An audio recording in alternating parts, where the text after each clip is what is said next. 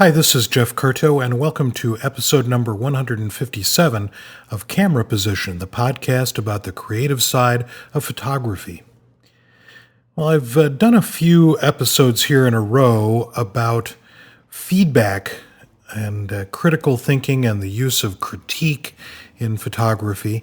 And in the episode a couple of episodes ago about critique, I talked briefly about the elements of art and the principles of art.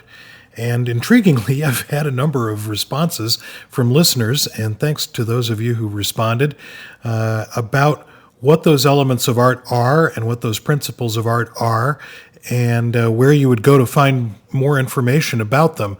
In fact, one person said that they wanted to take a class to learn about the elements of art and the principles of art, which is certainly something one could do, but I thought it might be useful to just go through those elements of art and principles of art. In some ways, some of these things relate to long ago Camera Position podcasts about composition and about the way photographs are constructed, but I thought it might be helpful to go through the elements of art and the principles of art in this episode here in Camera Position. So the elements of art could be rephrased as the components that make up a work of visual art. And let's go through them quickly. Line, shape, form, color, value, texture, and space, and perspective. So line is probably the simplest of all. It is simply the path of a point moving through space. So anything that looks like a line in a photograph would be that element of art of line, the path of a point moving through space. One thing that often gets mixed up is shape versus form. Shape implies a sort of spatial representation and is usually perceived as two-dimensional, something like a square or a rectangle or a triangle or a circle or an oval. But form has depth, length, and width, and it resides in three-dimensional space. So form is perceived as three-dimensional. So you could sort of see the difference as a photograph of a closed door versus a photograph of a person's face or head. The closed door would be a two-dimensional shape, and the person's head would be a three-dimensional form. Color. Colors all come from the three primary colors of red, green, blue, and also of black and white. Colors have three properties: hue, which we think of as the name of the color; value, which we think of as the brightness or lightness, darkness rather, of the color; and intensity, which we think of as the saturation of the color. So when we call a color by its name, say red or blue, we're calling it by the name of hue. It's hue. Value, this is a dark red or this is a light blue. We're talking about value. And that is a very intense red, or that's a very grayed out green.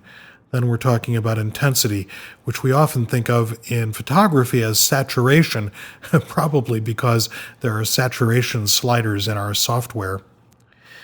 Value is, as I just mentioned, related to color, but value can just relate to the relative lightness and darkness perceived in terms of varying levels of brightness, darkness, and in fact also in terms of contrast. So value, lightness, and darkness. Texture refers to the tactile qualities, the actual surface qualities of something, whether something feels like it has texture in the photograph, or the visual representation of some sort of surface of something. So the smooth appearance of skin or the rough appearance of fabric or concrete or steel. Texture referring to the tactile qualities of a surface. And then space. Space referring to the area in which art is organized. So if we're talking about a space that is very, very large, in other words, a huge, expansive landscape photograph, or a space that's very, very small, a still life image. How is space perceived? How do we see space in the image? And then perspective representing a volume of space or a three-dimensional object. So how do three-dimensional objects appear, and how do we see that third dimension of depth in our images? So space versus perspective. So those are the elements of art: line and shape, form, color, value, texture, space, and perspective. And those components make up a work of visual art, any visual art, whether it's a painting or a photograph or a drawing. Those elements of art make up that work of visual art. They are, in fact, the sort of building blocks of the work of visual art. The principles of art are how those elements are used, the arrangement of those elements, and the use of those elements of visual art. So the principles of art take those elements and break them down into the way in which they're used. So pattern, rhythm and movement, proportion and scale, balance, unity, and emphasis. So let's go through those one at a time. Pattern. Pattern refers to the repetition or reoccurrence of a design element, whether it's exact or varied, and that design element can help establish a visual beat or rhythm. We'll get to rhythm here in a second. So the idea of pattern, if we have lots of shapes, going back to the elements of art, lots of shapes, lots of squares, and those squares are arranged in a certain way, we can think of those as a pattern, or a pattern of lines, or a pattern of forms, or a pattern of colors. So pattern refers to the repetition or reoccurrence of one of those elements. Rhythm or movement refers to the suggestion of motion through the use of various elements. So rhythm or movement can deal with that same thing of pattern, repetition of things, but it also can give a sense of a beat, a visual beat, or movement through space.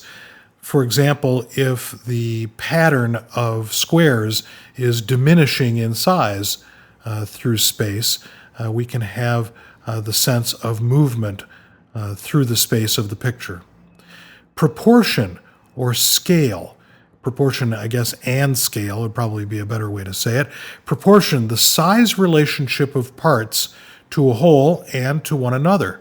So is the foreground element very, very large related to the background element, which might be much smaller? So proportion, the size relationship of parts to the whole of the picture and to one another.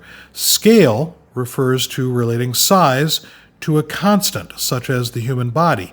So we often think about, say, photographs that use a human body as an element of scale in a picture, so that we know how big something is, bigger than a bread box, right? That whole phrase is intended to give us some sense of scale. How big is this thing relative to other things? Balance is the impression of equilibrium in a picture. Balance is often referred to as symmetrical, meaning that there is equal visual weight on each side of an image. Asymmetrical, so that there's much more weight on one side of an image than there is on another. Or radial, where the balance is spread out in all four directions of the image. Unity. Unity is achieved when the components of the work of art are perceived as being harmonious, giving the work a sense of completion, giving that work a sense that it is, in fact, finished.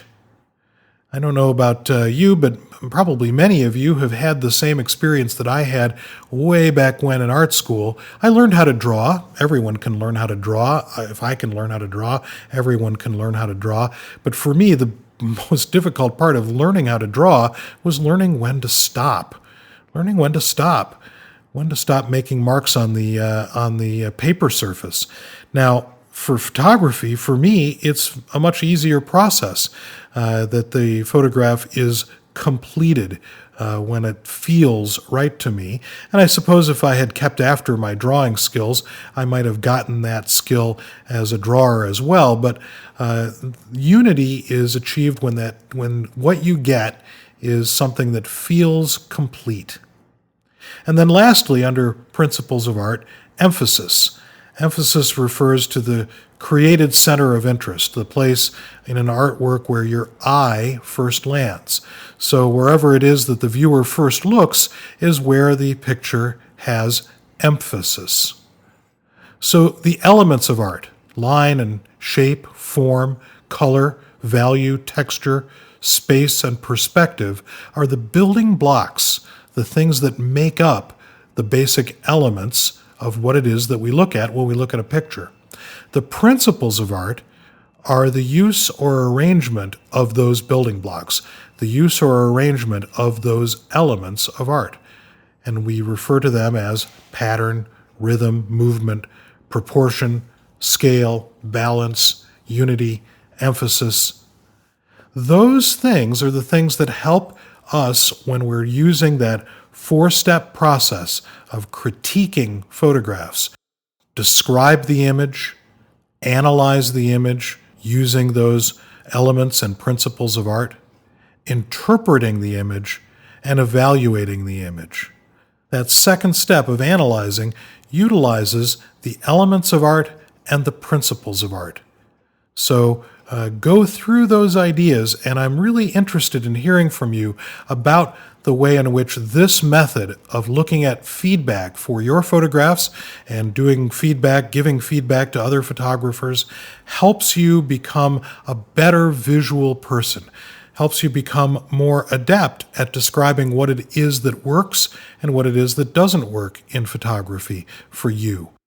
And I think you'll find that it's much better than what we have previously done in terms of reaction. Ooh, that's a great picture. Or direction.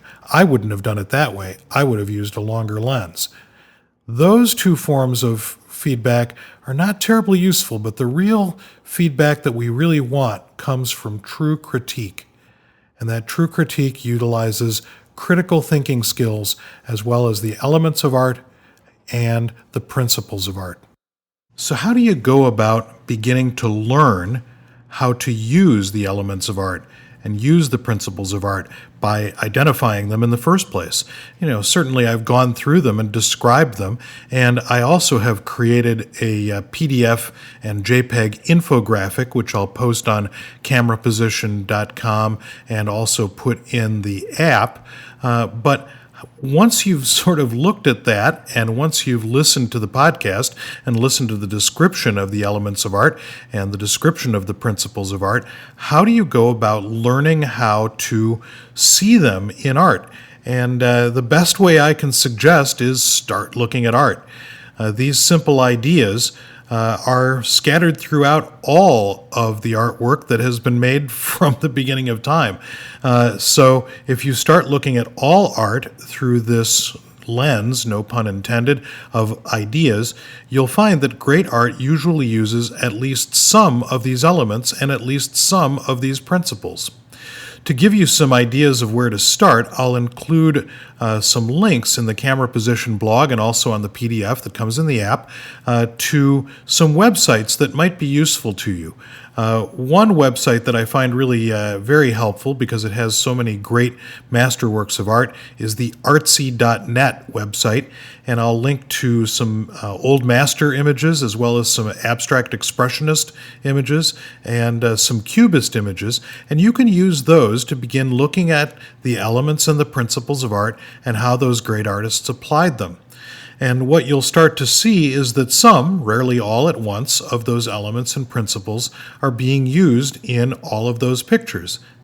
After you've taken a look at some of the masterworks from really tremendous artists throughout history, then I'd recommend that you go to some of the more popular image sharing websites like Flickr or 500px or Tumblr, any one of those, and start to look at what people are doing using the elements and principles of art, whether they know that they're doing it or not, and how those images conform to those ideas. After that, you can start to look at some platforms where some curation is occurring. I usually look at Lens Culture and FlakPhoto and Zone Zero, and I'll link to all of those in the Camera Position podcast website, as well as in the app, and see what those big kids are up to. See what those contemporary photographers who are receiving notice from interesting and important curatorial presences out there in the world, and how those photographers are using the elements of art and the principles of art. And you can also then begin to employ that four-step critical process, the one that I did a couple of episodes ago in Camera Position, and I'll link out to that graphic again too, so that you can use those things to start thinking about photographs and critiquing photographs in a far more discursive way than you may have been doing before. I hope that helps for those of you who wrote in, and those of you who didn't. I hope it helps you too. And I look forward to seeing you on the next episode of Camera Position, the podcast about the creative side of photography.